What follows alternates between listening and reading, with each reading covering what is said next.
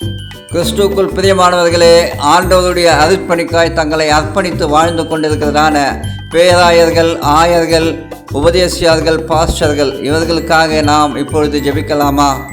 கிருபை இரக்கம் நிறைந்த எங்கள் நல்ல தகப்பனே, அப்போ அந்த காலை வேளையில் கர்த்தாவே உம்முடைய ஊழியத்திற்காக தகுதிகளையும் பட்டங்களையும் பெற்று உம்முடைய பணியை செய்கிறதான இறைப்பணிக்காக தங்களை அர்ப்பணித்து வாழ்கிறதான ஒவ்வொரு பேராயர்களையும், ஆயர்களையும், பாஸ்டர்களையும், சபை நடத்துகிறதான உபதேசியார்களையும் கர்த்தாவே உம்முடைய சன்னிதானத்தில் கொண்டு வருகிறேன் ராஜா. நீர் தாமே அவர்களை மென்மேலும் பலப்படுத்துவீராக. அப்பா, பேராயத்திற்காக உழைக்கிற பேராயர்கள், குருசேகரத்துக்காக உழைக்கிறதான ஆயர்கள், அப்பா சபைகளுக்காக உழைக்கிறதான பாஸ்டர்கள், அப்பா உபதேசியார்கள் அனைவரையும் உம்முடைய கரத்தில் கொடுக்கிறேன் ராஜா.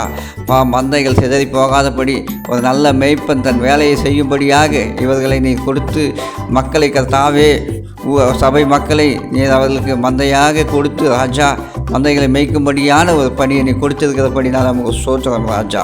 நீர் தாம் அவர்களை தாங்க, ஊழியத்தில் தாங்க ராஜா. அவர்கள் கரங்களை பலப்படுத்தும், அவர்களுக்கு ஆவியின் வரங்களை கொடுத்து ராஜா இன்னும் அபிஷேகம் செய்ய வேண்டுமா ஜெபிக்கிறேன். அநேக ஆத்துமாக்களை சபையில் ஒன்று சேர்க்கவும் உங்களுடைய வருகை நாட்களை கர்த்தாவே அநேகர் புரிந்து கொள்ளும்படியாக இவர்களை வைத்து இருக்கிற கிருபைக்காக நன்றி நன்றி நன்றி ராஜா. பலப்படுத்துங்க ஆயர்களையும் கர்த்தாவே, பேராயர்களையும், பாஸ்டர்களையும், உபதேசியர்களையும் ஒவ்வொருவரையும் கர்த்தாவே இவர்கள் பணி செய்கிறதான சபை மக்களையும் ஆசீர்வதிக்க வேண்டுமா ஜெபிக்கிறேன். நீ தமிழர்களை தாங்கிக் கொள்ளுங்க, பலப்படுத்துங்க. நீ நல்ல ஆயுளையும் ஆரோக்கியத்தையும் கட்டளையிடுங்க.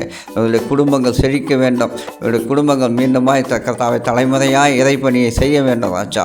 நீர் தாமை தாங்கிக் கொள்ளுங்க, வழிநடத்துங்க. கிருபையினாலே இடை கட்டி கொள்ளுங்க. இயேசுவின் மூலம் பிதாவே, ஆமேன் ஆமேன். நாளை வாகனம் ஓட்டுபவர்களுக்காக ஜெபிப்போம்.